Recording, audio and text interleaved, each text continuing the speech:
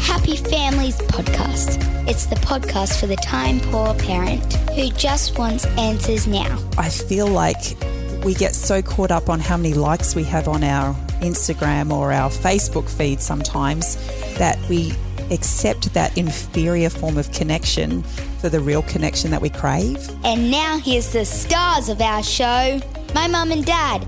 Hello, this is Dr. Justin Coulson, the author of 6 books about raising happy families. And I'm here with my eye-rolling wife because this is about take 43. We just can't seem to get past about the first 15 seconds. I think we can do it this time, honey. Mrs. Happy Families, Kylie, not looking very happy at all. Trust me, I know that we can do this. I've found the review, the 5-star review we've been given. I just need you to read it, and I think we can do this. I'm so sorry. Keep going. We can do it. I believe in you. So, Ha11 Juliet via Apple Podcasts from Great Britain. Love that. Has said the best way to spend 15 minutes. 5 stars, brilliant advice, ideas, and often just reassurance. You know what? I could use some of that reassurance right now, Juliet. We've been having a hard time just trying to work out how we can share the things today with you that we really want to share with you. And most of what we want to share has got a whole lot to do with one of the most popular TV series in the history of ever. It's this one. From Friends, and I'm doing this and talking over the intro just so I can relive my former radio days. It's the Rembrandts. I'll be there for you on the Happy Families podcast. I'm so sorry. Oh, dear me. So we want to talk about friends and just how challenging it can be to get friendships right. Is that a reasonable way to say it?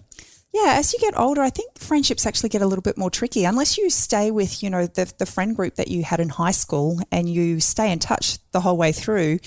You find yourself, as a young mum or in a new area, and all of a sudden you're trying to make friendships as a 30-year-old. Yeah, and so what you're saying is that the Rembrandts said that I'll be there for you. Sorry, I pushed it too far, didn't I? I'll stop. This is one of the reasons that we had to record this so many times. What you're really saying, though, is that because we move around a lot and we don't maintain stable relationships, some people do, but many people don't anymore. We're constantly having to create new relationships and try to understand people and it takes time. Yeah. It takes time, energy and attention. And, when our lives are already so full, adding another element like a new friend can actually seem overwhelming for some of us. And then when a family moves, when you move your family to a new place and maybe you've got a young baby and you feel so isolated and you feel unsupported, but you don't know anybody and you try a mother's group and you're like, oh, yeah, I just don't know if they're my people because like you said, it takes time. So what happened for you that kind of got you thinking about this? A couple of weeks ago, I was trying to catch up with a friend and we'd organised a couple of dates and it just hadn't worked out. Kept she missing. Actually got sick once and then another one she actually forgot. Right. And some friend. Yeah, thanks, Shana. And so I was just like, you know what? I haven't seen her and we really were missing connection. And so one day I just popped over to her house just to say hi. And I hadn't really intended on staying very long, but she invited me in and we sat down and we, had a drink. And before I knew it, an hour and a half had passed away and dinner was well and truly late. Yeah, I remember that night because I was like, do I have to do this on my own? How am I going to manage this? Gosh. But it was so nice to kind of connect together. And it wasn't until the next day I actually received a text from her and she said, thanks so much for popping in. She said, do you know in the 4 years I've been here in Australia, you are literally the first person to pop in and say hi? Yeah, and even though we've talked about it, I'm still looking at you going, I'm still struggling to kind of get my head around that. But that also made me think, we've been living in our place here in Brisbane for a little over 4 years ourselves. We moved in shortly, around about the same time that she moved across from Canada. We really can probably count on one hand the number of people who have just dropped by. Like the unannounced visit from a friend doesn't seem to happen anymore. No, and part of me thinks is that because we become so insular that we're, kind of so busy doing our own life that we forget that there are other people around us? Or is it that it's actually become taboo in society these days to show up on our friend's doorstep? Well, is it taboo? I mean, have have things changed? I know. So when I was a kid, I used to go to my grandma's house in Auburn in Sydney. My nan and Pop spent 60-something years in this little fibro place that Pop built so that they could move into it when they got married in the 1950s, I think it was. And they lived there for 60 years. And I remember that there was just this sense of community. There was this sense of, the it takes a village thing. Nan would stand at the back fence as she was hanging out the clothes on the Hills hoist, and she would talk to, I think it was Jean that lived next door. They'd talk over the back fence. They'd share a cuppa, and they'd have a yarn. They'd keep on talking and talking. And as a kid, I was like, this is so boring. I'd start swinging around on the clothesline because that's what you did when you were with the Hills hoist when you were little. But there was just this sense of community, and people would just knock on the door and come in for a chat, or they'd stand out in the front yard and have a chat. We don't see that happening like I remember it when I was a kid. Is it okay to do that? Like, what have you discovered as you've thought about this? We've moved a fair few times over the 20-odd years that we've been married, and we've been in lots of different communities, and we've been in communities where they have just been so friendly and so welcoming and have, just turned up on our doorstep, a neighbour with eggs. Well, I remember we moved into Traralgon in Victoria, in Gippsland, and we had somebody show up and say, saw you've moved in, we just live up the road and we know what it's like when you move in with a young family, so we brought you some dinner. Yeah. And we were like, whoa, that is epic. You know what I loved about that visit? They actually had photocopied a map. Traralgon's a tiny little place, so they just photocopied a page out of the map book and actually had highlighted where the butcher was and where the grocery store was and which takeaway store to go to and which one not to go to. And where the doctor's surgery was because they saw we had a baby. And it made such a difference to those first few weeks when we were trying to kind of just get our head around where we were. Oh, and we felt so welcomed as well. But I have been in other places where it's been the complete opposite. And even here where we are, like we moved into this house and I reckon it was months before we even saw the neighbours. It was more than months. There you go. Yeah, my point exactly. But some people respond really well to having a drop-in unannounced, and other people respond not so well. I reckon we should have a look at what research tells us about how people feel about this and what your experience has been in just a sec. It's the Happy Families Podcast. For a happier family, try a Happy Families membership, because a happy family doesn't just happen. Details at happyfamilies.com.au. It's the Happy Families Podcast, the podcast for the time-poor parent who just wants answers now. And today we've been exploring this idea of friendship and dropping in. Is it okay or is it not? So you did some research on the internet. Well, I don't know how researchy this research was, but you found some. I don't have a doctorate. No. That's what I'm saying. But I'm not saying that. I'm saying like some of the stuff you found was kind of. It was a little bit shocking to me. You found one lady who said, "Don't you dare drop in." Yeah, and I have a blog post about it. I have experienced that, with different friends who are adamant, don't ever show up unannounced. So what did she say is not okay with it? Like I can imagine. I don't want to see you. I'm having a bad day. My house isn't clean. I've got other things that are more important than you. Right. Is that what she said? She said that. It sounds really harsh when you say it like that. I'm sure that she didn't. It was really harsh. But I can also understand, like some people don't want you to walk into their messy house and see them at their worst when they haven't got their face on or when the kids are running a rabble. I remember one time years ago, we got an unannounced drop in and it just happened to be, I was still a radio announcer. I hadn't even begun my psychology studies, but I was in the middle of yelling at the kids as somebody knocked on the door. How lucky were the kids that day? And I felt so bad. I was like, oh my goodness, they've heard me. But you're right. How lucky were the kids? Yeah. Okay. Thank you for that. So anyway, what do you think about this? One thing that I've noticed about you and I approach this very differently. You don't like ringing somebody up and saying, hey, can the kids have a play date? Unless you're going to invite that child over, and you often don't want to invite that child over. Whereas for me, I'm like, ring anybody. Let's just see if we can get the kids together. I don't care whose house it is. Let's just say, can the kids get together for a play? We'll work out the details later.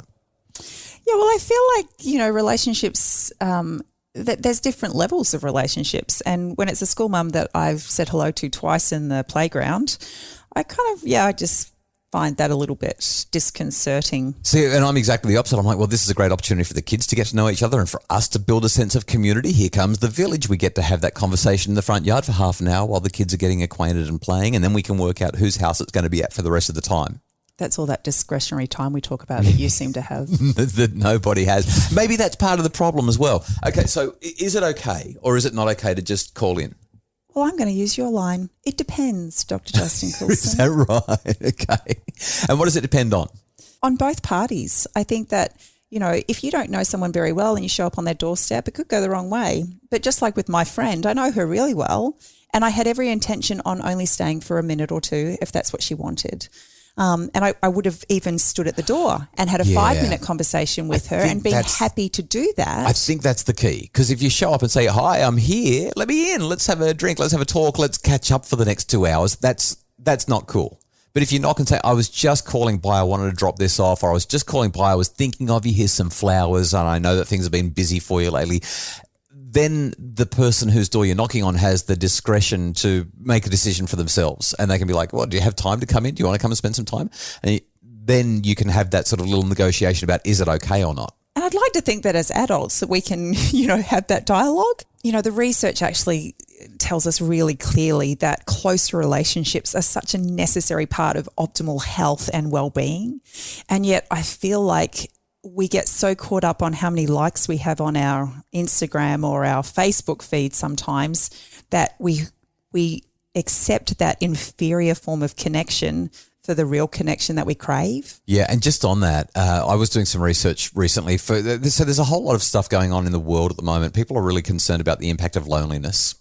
Research says that when you have good friends, you live longer, you live happier, things are better for you. But a couple of years ago, the Australian Psychological Society reported that about 1 in 4 Australians say that they're currently experiencing an episode of loneliness, and 51%, that's 1 in 2 Australians, report that they feel lonely for at least 1 day each week. Like, there is this crazy loneliness thing happening all over the place, and young mums are overrepresented because life can be so isolating. It can be so hard to actually get stuff happening. I think one of the keys to that is this acknowledgement that in order for us to have close relationships, we actually need to be willing to let people into our space.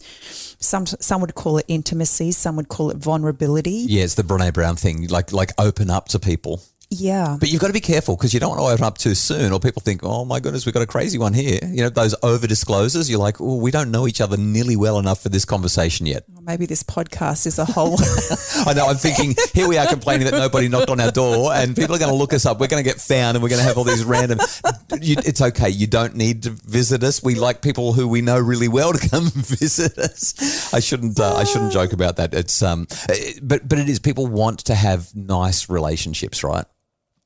Yeah. And as I was reading, up on this and the research, there's this acknowledgement that when we're intimate with another person, we can experience positive mental and physical reactions in our body, mind and heart, and how that has such a, positive benefit on how we feel about the world, about our lives, and in general, how we then parent our children. Because if we feel connected and we feel grounded, we're able to bring our best foot forward when we're with our children as a result.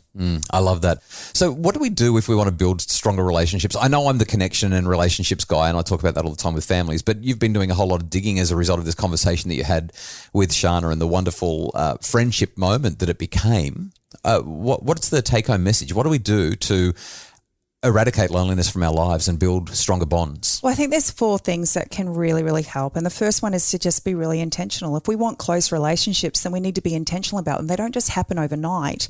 They take time and they take energy and they take effort and deliberate attempts to, be intimate with each other, to let them see you for who you are, and hopefully you're able to see them for who they are. Yeah, but make sure that it happens appropriately, like layer upon layer upon layer. You don't want it to be kind of, hey, my name's Kylie and let me tell you my life story. That's a little bit too much. So don't turn on the fire hose. Just if someone wants a drink, give them a sip, and then if they're still thirsty, you can give them a bit more.